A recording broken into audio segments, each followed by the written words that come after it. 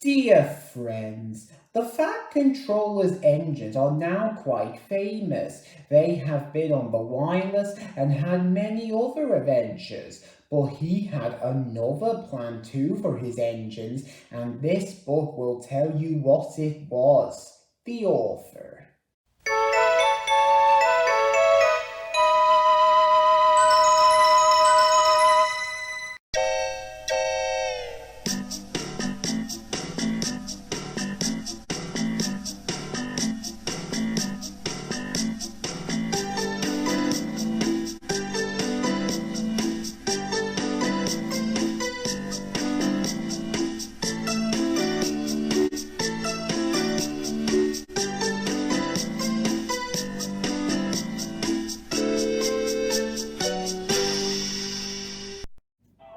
One day Henry wanted to rest, but Percy was talking to some engines. He was telling them about the time he had braved bad weather to help Thomas. It was raining hard. Water swelled under my boiler. I couldn't see where I was going, but I struggled on. Oh, Percy, you are brave. Well, it wasn't anything really. Water's nothing to an engine with determination. Tell us more, Percy. What are you engines doing here? Hissed Henry. This shed is for the Fat Controller's engines. Go away. Silly things, Henry snorted.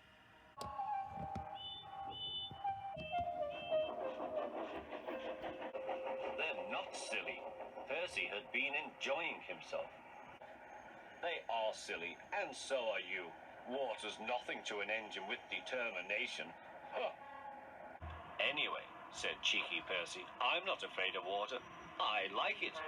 He ran off to the harbour singing. Once an engine attached to a train was afraid of a few drops of rain. No one ever lets me forget the time I wouldn't come out of the tunnel in case the rain spoilt my paint, huffed Henry.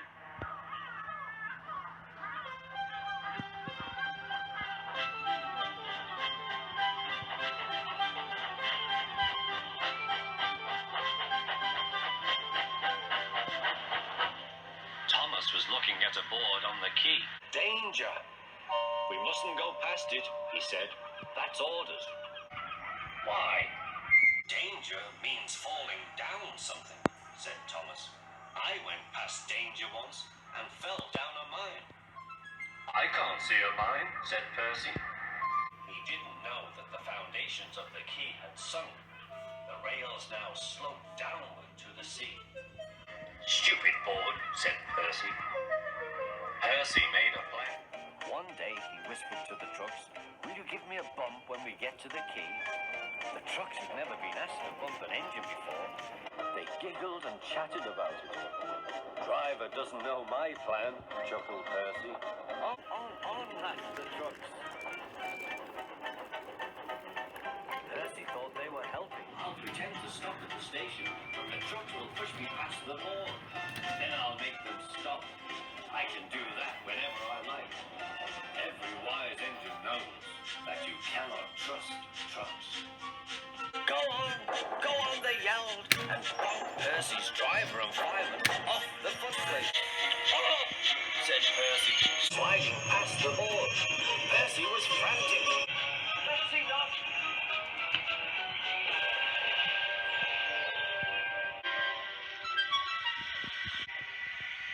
Percy was sunk. You are a very disobedient engine. Percy knew that voice. Please, sir, get me out, sir. I'm truly sorry, sir. No, Percy, we cannot do that till high tide. I hope it will teach you to obey orders. Yes, sir. It was dark when they brought floating cranes to rescue Percy. He was too cold and stiff to move by himself.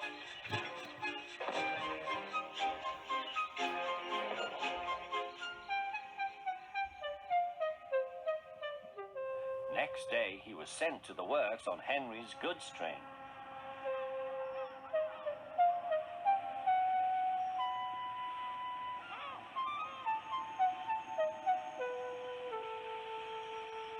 Well, chuckled Henry. Did you like the water? No. I am surprised. You need more determination, Percy. Water's nothing to an engine with determination, you know. Perhaps you will like it better next time. Percy is quite determined that there won't be a next time.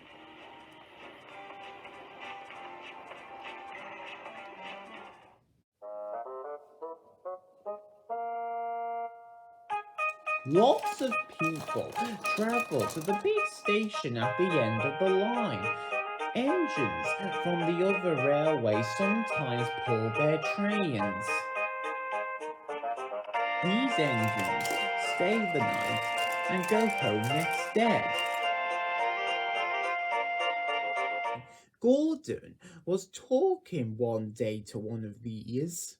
When I was young and green, He said, I remember going to London. Do you know the place? The station's called King's Cross. King's Cross? Snorted the engine. London's Euston. Everybody knows that, Rubbish. said Doc. London's Paddington. I know. I work there. They argued until they went to sleep. They argued when they woke up. They were still arguing when the other engine went away.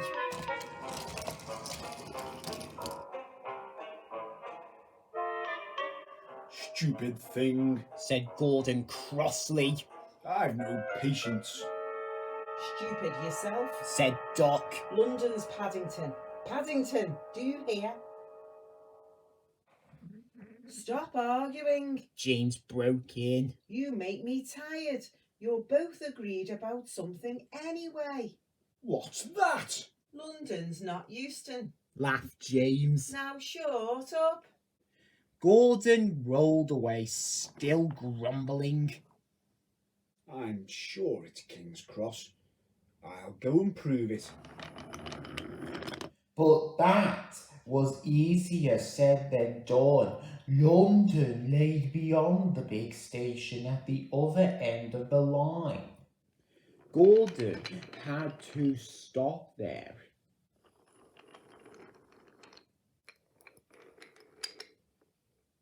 Another engine then took his train. If I didn't stop, He thought. I could go to London. One day he ran right through the station. Another timer, he tried to start before the fireman could uncouple the coaches.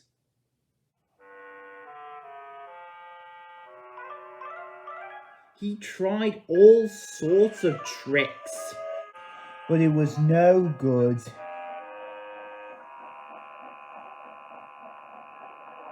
His driver checked him every time. Oh dear, He thought sadly. I'll never get there. One day, he pulled the express to the station as usual. His fireman uncoupled the coaches and ran onto his siding to wait until it was time to go home. The coaches waited and waited at the platform, but their engine didn't come. A porter ran across and spoke to Gordon's driver. The inspector's on the platform. He wants to see you. The driver climbed down from the cab and walked over to the station. He came back in a few minutes looking excited. "Hello," said the fireman. "What's happened?" "The engine for the express turned over when it was coming out of the yard. Nothing else can come in or out. They want us to take the train to London. I said we would if the Fat Controller agreed. They telephoned and he said we could do it. How's that?" "Fine," said the fireman. We will show them what the Fat Controller's engines can do, Come on, said Gordon. let's go. He rolled quickly over the crossings and back onto the train. It was only a few minutes before the guard blew his whistle, but Gordon thought it was ages. Come on, come on. He puffed to the coaches. Come on, come on, come on. We're going to town, we're going to town, we're going to town, Sang the coaches, slowly at first, and then faster and faster. Gordon found that London was a long way away. Never mind. He said, I like a good long run to stretch my wheels. but all the same, he was glad when London came in sight. The Fat Controller came into his office next morning. He looked at the letters on his desk. One had a London postmark. I wonder how Gordon's getting along, he said. The station master knocked and came in. He looked excited. Excuse me, sir, have you seen the news? Not yet. Why? Just look at this, sir. The Fat Controller took the paper. Goodness gracious me, he said. There's Gordon. Headlights too. Famous engine at London Station. Police call to control crowds. The Fat Controller read on absorbed. Gordon returned next day. The Fat Controller spoke to his driver and fireman. I see you have had a good time in London.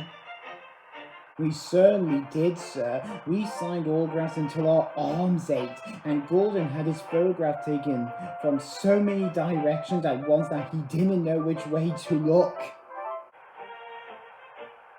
Good, smiled the Fat Controller. I expect he enjoyed himself, didn't you, Gordon? No, sir, I didn't. Why ever not? London's all wrong. Answered Gordon sadly. They've changed it. It isn't King's Cross anymore. It's St. Pancras. The island of Sodor had many visitors, and Sir Topham had scheduled more trains. Gordon, the big engine, had to work harder than ever before. Come on, he called to the coaches. Come on, come on, come on. The passengers rely on me to be on time.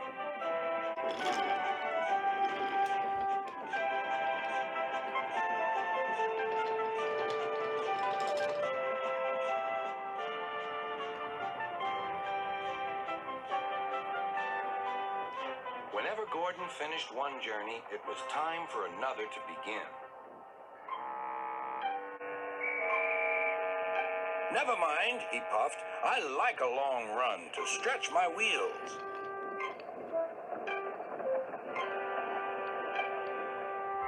Even so, Sir Topham Hatt decided that Gordon needed a rest.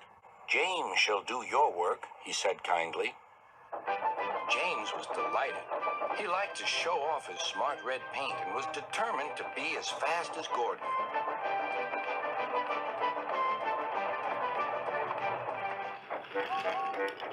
You know, little Toby, he boasted, I'm an important engine. Everyone knows it. I'm as regular as clockwork. Never late, always on time. That's me. Says you, replied Toby. Just then, Sir Topham Hatt arrived. Your parts are worn, Toby, so you must go to the works to be mended. Can I take Henrietta, sir? No. What would the passengers do without her? Toby saw Percy by the water tower. Don't worry, Toby. I'll take care of Henrietta until you get back.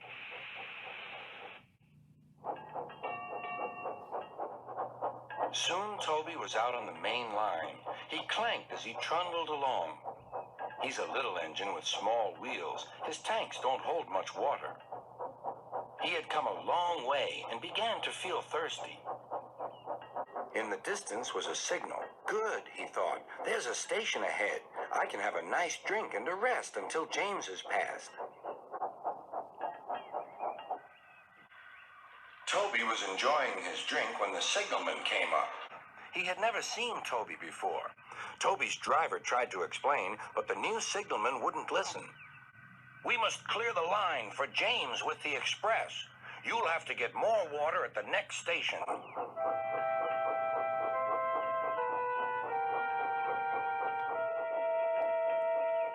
Hurrying used a lot of water. His tanks were soon empty.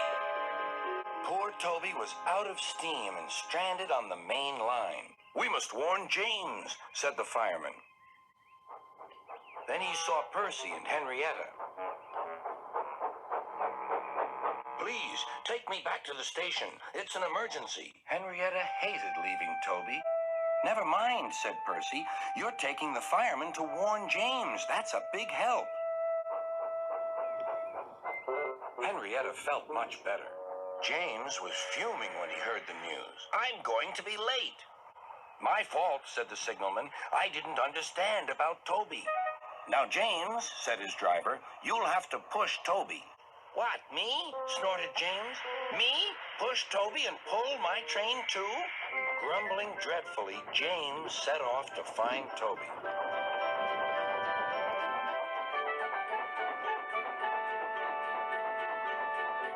He came up behind Toby and gave him a bump. Get on, you!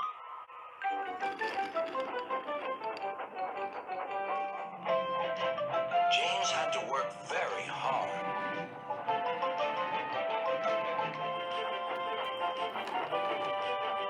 When he reached the workstation, he felt exhausted. Some children were on the platform. Coo!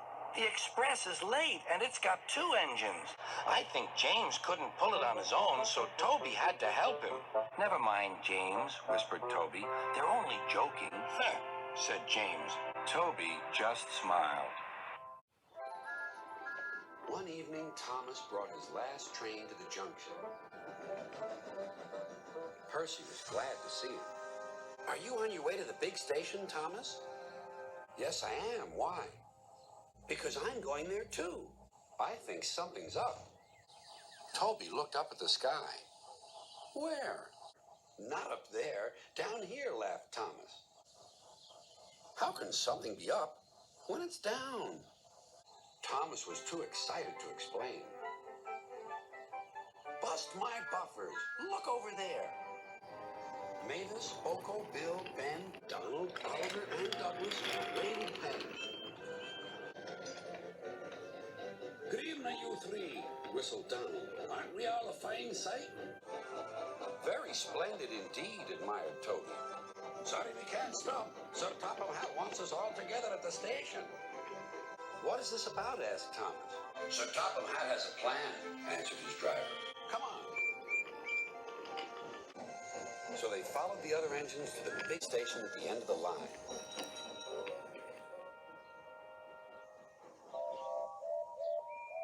Silence, called Sir Topham Hatt. I have an important letter to read from a little girl who is 5 years old. Dear Thomas and all the engines, please can I meet you? My friends say they would like to meet you too. You could come to my house for tea.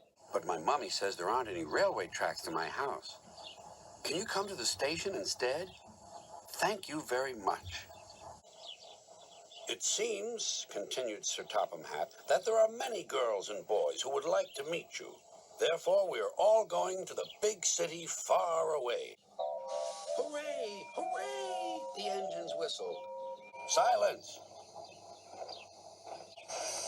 Other engines will be working here while you're away, so please show them what to do. As Annie and Clara were going to the big city too, Thomas and Oliver practiced with some other coaches.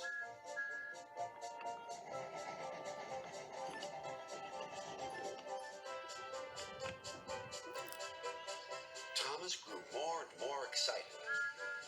Too excited for his own good. I'm glad I'm a splendid engine, he puffed. Sir Topham Hatt thinks I'm really useful. I had a race with Bertie once. I whooshed through the tunnel and stopped an inch from the buffers. Then Thomas made his mistake. Just like this, he boasted.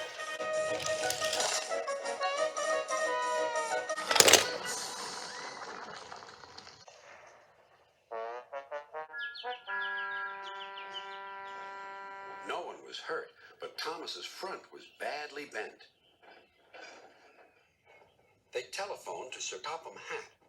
"I'll send up the workmen," he said. "But if they can't mend Thomas in time, we'll have to go to the big city without him." Poor Thomas. 8 o'clock next morning, the engines waited at the junction. Toby and Percy were each on a truck, and Duck had pushed them into place behind Edward. Gordon, James, and Henry were waiting to lead off. They whistled impatiently. Sir Topham Hatt looked at his watch. "I'll wait one more minute for Thomas, then we have to go."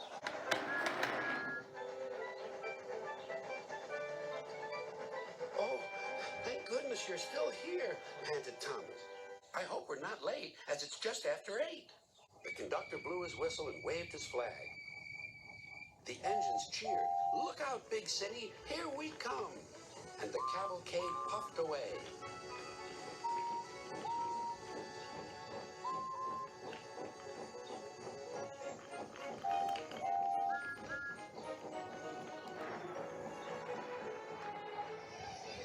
Later in the big city, all the engines were lined up in a splendid shed. The children were delighted to meet their friends. "I'm glad the little girl wrote to us," whispered Thomas to Percy. "Isn't it wonderful what happiness a letter can bring?"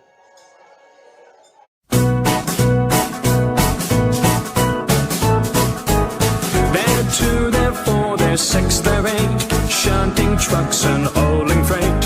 Red and green and brown and blue, they're the really useful crew, all with different roles to play. Around Tidmouth's sheds or far away, down the hills and round the bends, Thomas and his friends. Thomas, he's the cheeky one, James is vain but lots of fun, Percy pulls the mail on time,